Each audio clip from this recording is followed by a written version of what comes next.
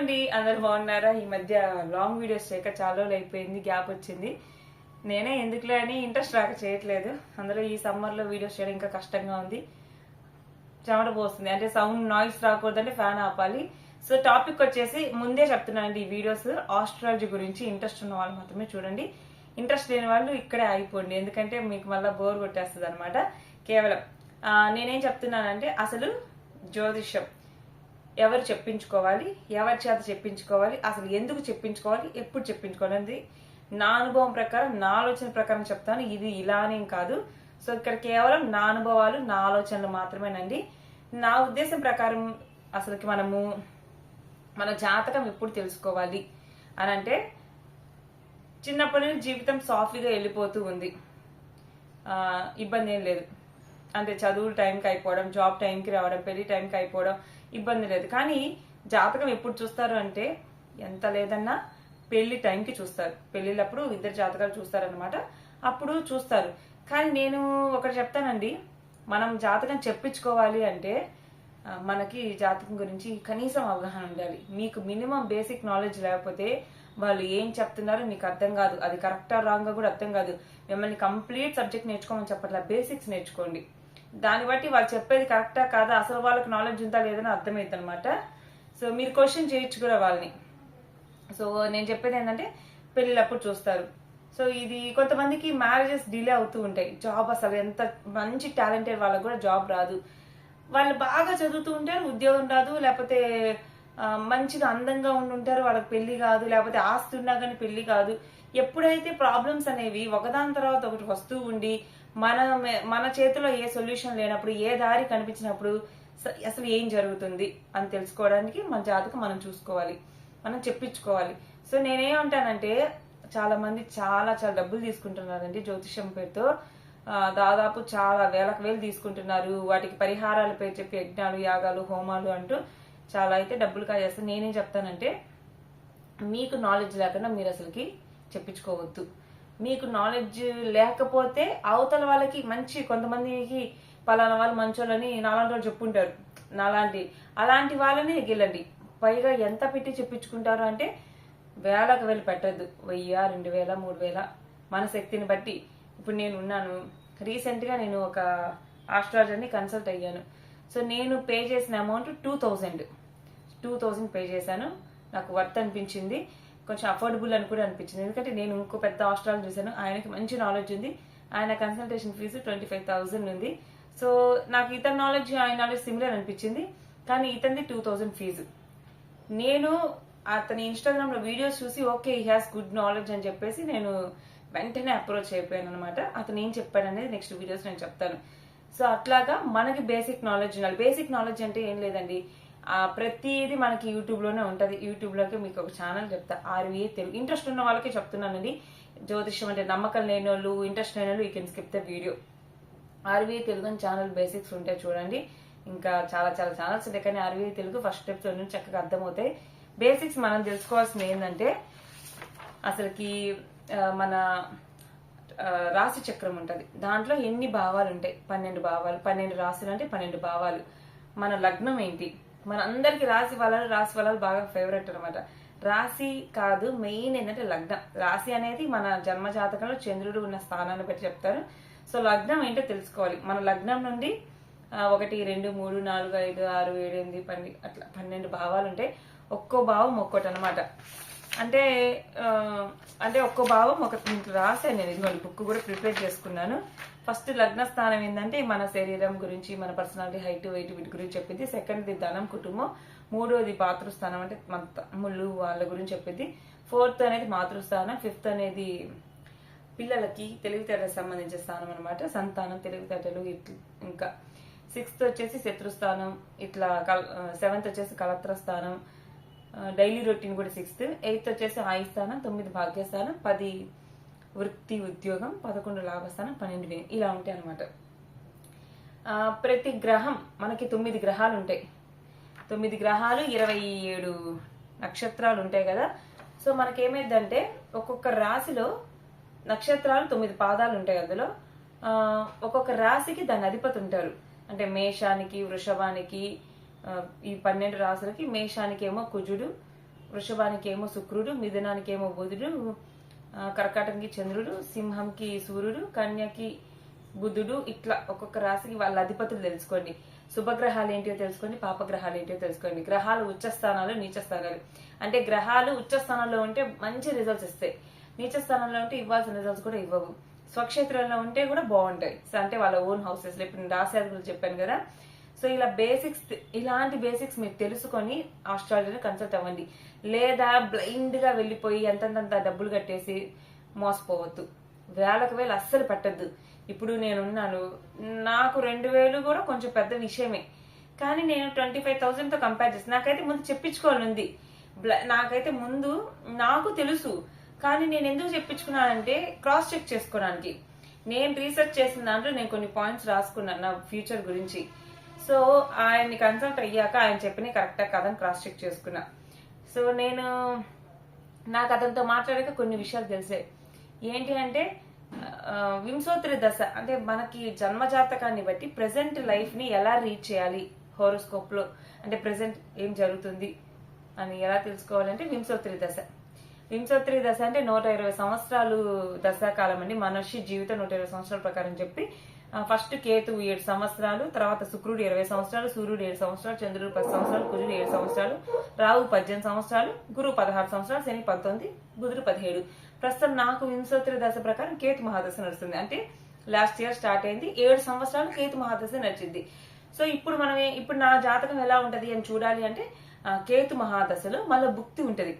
శుక్రభుక్తి, ఇంకా తర్వాత వచ్చేసి సూర్యభుక్తి. ఇప్పుడు నాకు శుక్రభుక్తి అంటే పెద్ద కేతు మహాదశ అని 7 సంవత్సరాల దశలో శుక్రభుక్తి కొన్ని 1 సంవత్సరమో అలా ఉంటది. అంటే కొంచెం కాలం మాత్రమే. ఈ 7 సంవత్సరాలు కొంచెం కాలం శుక్రదశ, శుక్రభుక్తి, కొంచెం సూర్యభుక్తి, చంద్రభుక్తి ఇలా వస్తూ ఉంటాయి. ప్రెసెంట్ లాస్ట్ ఇయర్ నుండి ఈ ఇయర్ అక్టోబర్ దాకా నాకు శుక్రభుక్తి జరుగుతుంది. లాస్ట్ ఇయర్ ఆగస్ట్ నుండి. అంటే కేతు స్టార్ట్ అయింది ఫస్ట్. కేతు తర్వాత ఏంటి శుక్రుడు. సో శుక్రుడు స్టార్ట్ అయింది. సరే ఇప్పుడు నా జాతకం ఎలా ఉంటది ఇప్పుడు అని చెప్పాలి అంటే వింశోత్తరి దశ ప్రకారం చెప్తారు. అంటే ఎలా చెప్తారు? వింశోత్తరి దశ ప్రకారం ప్రెసెంట్ నా జాతకం ఎట్లా నడుస్తుంది అంటే దశ వచ్చేసి కేతు దశ, భుక్తి వచ్చేసి శుక్రభుక్తి జరుగుతుంది. ఈ రెండు చూస్తారు. ఈ రెండు అంటే నా హోరోస్కోప్ లో శుక్రుడు ఎక్కడున్నాడు, కేతు ఎక్కడున్నాడు. నేను ఇందాక చెప్పా కదా ఆస్ట్రాలజర్ అని, నాకు బేసిక్ అర్థం కాల. సార్ కేతు దశ శుక్రభుక్తి చాలా అసలు నాకు బాగానే బాగాలేదు సార్ అని చెప్పా. ఆయన ఏం చెప్పారంటే మీరు బాగాలేదు అనుకుంటున్నారు కానీ శుక్రుడు మిమ్మల్ని చివరి దాకా, అంటే ప్రాబ్లం చివరి దాకా ఉన్నప్పుడు అప్పుడు మిమ్మల్ని రక్షిస్తున్నారు అంటే అవును సార్ కరెక్టే సార్, ఫైనల్లో ఎలాగోలా దాన్ని బయటపడుతున్నా అని చెప్పాను. ఇంకోటి ఏంటంటే సార్ ఇప్పుడు శుక్రభుక్తే బాగలేదు కదా నాకు, నెక్స్ట్ ఈ కేతు 7 సంవత్సరాలు అయిపోయిన తర్వాత ఇంకా శుక్ర మహాదశ 20 సంవత్సరాలు ఉంది అవర్ అప్పుడు బాగోదా అని చెప్తే ఆయన నాకు ఒక చిన్న, అంటే నేను కొంచెం ఆయన దగ్గర నేర్చుకున్న పాయింట్స్ అనమాట. అది దశా సిస్టమ్ గురించి మీరు ఇంకా రీసెర్చ్ చేయలేదు, అనలైజ్ చేయండి. అంటే ఇప్పుడు కేతు భుక్తి కదా, కేతు దశ శుక్రభుక్తి. కేతువు నుండి శుక్రుడు ఏ స్థానంలో ఉన్నట్టు చూడాలి.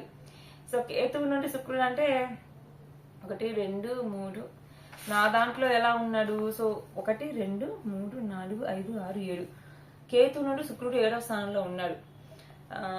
అంటే అలా చెప్పాడు, అలా రీసెర్చ్ చేయాలి. అక్కడ నుండి ఎన్నో స్థానంలో ఉన్నాడు అనే దాన్ని బట్టి రిజల్ట్ వస్తుంది అని చెప్పారు.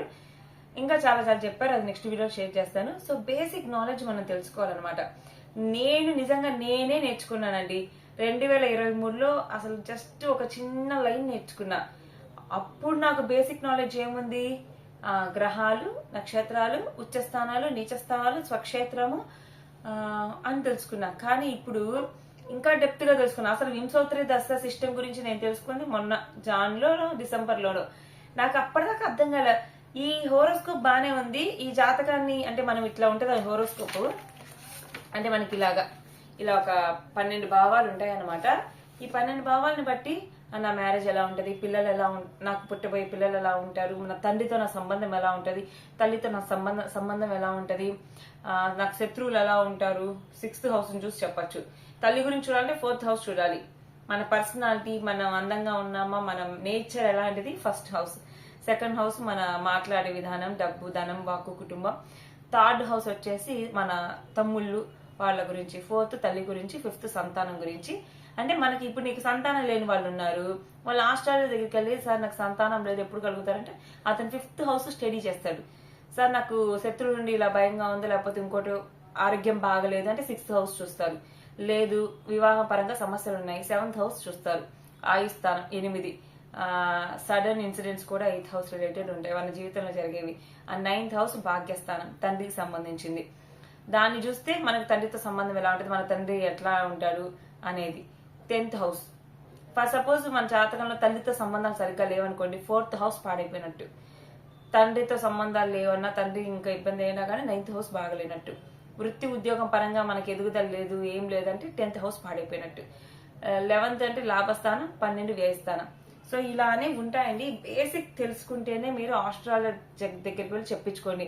పైగా రెమెడీస్ పేరుతో, పరిహారాల పేరుతో డబ్బులు అస్సలు కాజేసుకోవద్దు. పరిహారాలు చెయ్యాలి, కానీ ఖర్చు లేని పరిహారాలు చాలా ఉన్నాయి. ఇప్పుడు నాకు కేతు మహర్దశ నడుస్తుంది, నేను చేయాల్సిన పరిహారాలు ఏంది? మెడిటేషన్ చెయ్యాలి, దానికి రూపాయి ఖర్చు ఉందా? లేదు. డాగ్స్ కి ఫీడ్ చేయాలి, బిస్కెట్స్ కానీ ఏదైనా ఫుడ్, అది పెద్ద ఖర్చు ఏం కాదు. సో అది పెద్ద విషయం కాదు, అంటే వేలకు వేల ఏమో అయిపోవు కదా మనకి.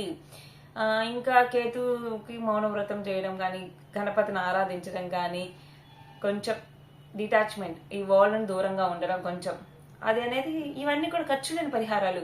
నేనేమంటానంటే ఖర్చు లేని పరిహారాలు చెయ్యాలి అని. ఇంకోటి ఏంటంటే పూజలు, యజ్ఞాలు, యాగాలు, హోమాలు అనేవి కూడా మనం బయట కాకుండా, వేలకు వేలు ఇచ్చి కాకుండా మన ఇంట్లో మనకు కుదిరినంత.